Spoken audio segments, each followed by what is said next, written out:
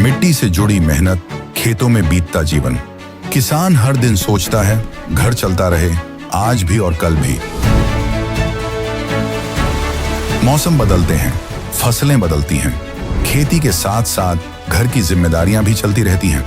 भविष्य की इन्हीं जिम्मेदारियों को पूरा करती है एनपीएस, जो किसानों के कल को नया भरोसा और पेंशन की पक्की गारंटी देती है।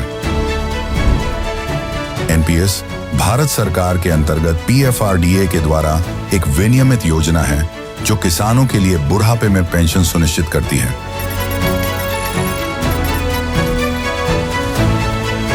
एनपीएस खाता खोलने के लिए अपने नजदीकी सीएससी से संपर्क करें या 1800-1107-08 पर कॉल करें। पेंशन की पक्की गारंटी के लिए एनपीएस जरूरी है। भोंदूबाबा अशोक खरातचं अजित पवारांच्या अपघाताशी कनेक्शन, त्या अमावस्येला दादांच्या घराबाहेर नेमकं काय घडलं, व्हीएसआर विमानासोबत खरातचे फोटो ते जादूटोणा सगळं जाणून घेऊ। नाशिकचा हाय प्रोफाईल भोंदूबाबा अशोक खरात सध्या पोलीस कोठडीत आहे। या प्रकरणात दररोज नवीन धक्कादायक खुलासे समोर येत आहेत। आता या नाशिकच्या भोंदूबाबा प्रकरणाचं कनेक्शन थेट अजित पवारांच्या अपघाताशी होतं का, असा प्रश्न उपस्थित केला जातोय। याचं कारण म्हणजे या प्रकरणात अमोल मिटकरी यांनी काही गंभीर प्रश्न उपस्थित केलेत। सोमवती अमावस्येच्या दिवशी अजितदादांच्या घराबाहेर जादूटोणा केल्याचा प्रकार निदर्शनास आला होता, असं अमोल मिटकरी यांनी म्हटलंय। तेव्हापासून आतापर्यंत अजितदादांसोबत कुणी काही कृत्य केलं होतं का? व्हीएसआरच्या फ्लाईट समोर हा बाबा उभा असल्याचा फोटो देखील समोर आलाय। यावरूनच या प्रकरणाचे धागेदोरे अजित पवारांच्या अपघातापर्यंत होते का, असे गंभीर प्रश्न अमोल मिटकरींनी उपस्थित केलेत। मुख्यमंत्र्यांना पत्र लिहत अशोक खरातचे सीडीआर तपासण्याची मागणी सुद्धा अमोल मिटकरींनी केली आहे। ते नेमकं काय म्हणाले तेही ऐका। 18, 19 आणि 20 नोव्हेंबरला शिवरात्री आणि दर्श अमावस्या नोव्हेंबर महिन्यामध्ये होत्या। त्याचप्रमाणे 2 सप्टेंबरला सोमवती अमावस्या होती आणि त्याच दरम्यान बारामती भिगवण रोडवर सहयोग सोसायटीच्या बाहेर एक जादूटोणा सदृश्य प्रकार, सकाळी कचरा ज्या आमच्या तिथे उचलला जातो त्या ठिकाणी काही भगिनी झाडत असताना त्यांच्या तो निदर्शनास आला। त्या सुद्धा त्या भीतीपोटी दूर झाल्या आणि तेव्हापासून आतापर्यंत अजितदादांसोबत अशा प्रकारचं कोणी कृत्य करत होतं का, याला जागा बळावते। कारण अलीकडे कॅप्टन अशोक खरात यांचे जे 58 अश्लील व्हिडिओ हे पोलिसांच्या हाती लागलेले आहेत, त्यामध्ये त्याचं जे देवस्थान किंवा त्याचा मठ जो आहे तिथे शिवपूजा व्हायची आणि त्या शिवपूजेच्या संदर्भामध्ये अनेक बडे बडे पॉलिटिशियन, अनेक नेते त्यांना भेटत होते आणि सोमवती अमावस्येला कशा पद्धतीनं कोणी आपल्या करंगळ्या, अनामिका, रक्ताचे अभिषेक त्या पिंडीवर केले आणि त्याच्यानंतर हा बाबा व्हीएसआरच्या फ्लाईटच्या समोर उभा दिसतो।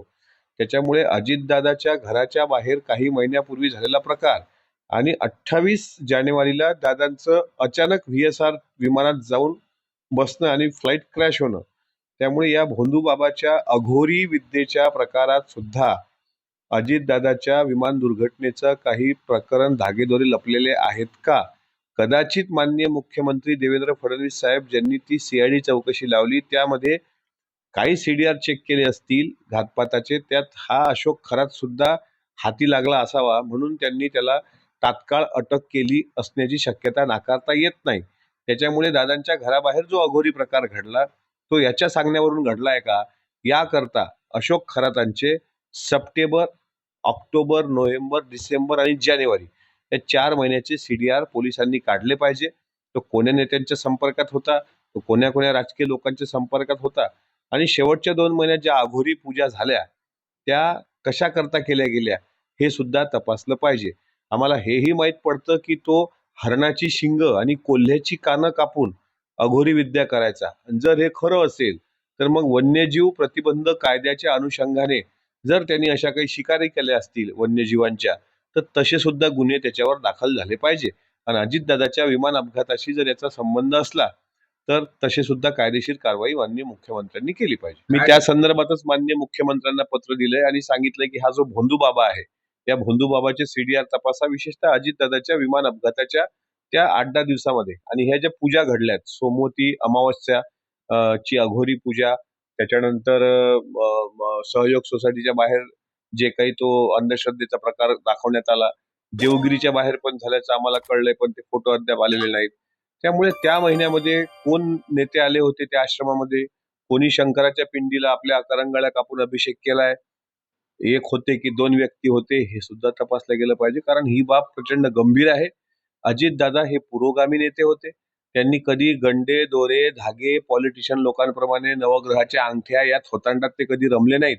पण अजितदादांच्या अशा दुर्घटनेनंतर आपला काही राजकीय स्वार्थ फायदा होऊ शकतो अशा आशयापोटी जर दादांचा अशोक खरातच्या माध्यमातून जर अशा पद्धतीने हे केलं असेल आणि VSRच्या लोकांचे जर संबंध असतील, तर जेवढं प्रकरण गंभीर दिसते हे त्यापेक्षा कुठच्या कुठं भयानक गेलेलं आहे. त्यामुळे आता माझी अजितदादाच्या पूर्ण परिवाराला पण विनंती आहे की अशी लोक करणी कवटाळ आणि अंधश्रद्धावादी हे आपल्या अवतीभोवती पण फिरकू देऊ नका. आणि आता आपण सर्वांनी काळजी घेणं महत्वाचं आहे. दरम्यान या भोंदू बाबाचे धागेदोरे अजित पवारांच्या अपघातापर्यंत होते का, असा प्रश्न अमोल मिटकरींनी उपस्थित केलाच आहे. त्याचबरोबर सोमवती अमावस्येच्या दिवशी अजितदादांच्या घराबाहेर जादूटोणा केल्याचा प्रकार सुद्धा त्यांनी उघडकीस आणलाय. त्यामुळे या पुढच्या तपासामध्ये या सगळ्या प्रकरणात आता काय समोर येतं हे पाहणं महत्त्वाचं असणार आहे. तुम्हाला अमोल मिटकरींनी उपस्थित केलेल्या प्रश्नांबद्दल काय वाटतं कमेंटमध्ये सांगा. लोकमतला सबस्क्राईब केलं नसेल तर सबस्क्राईब करायला विसरू नका.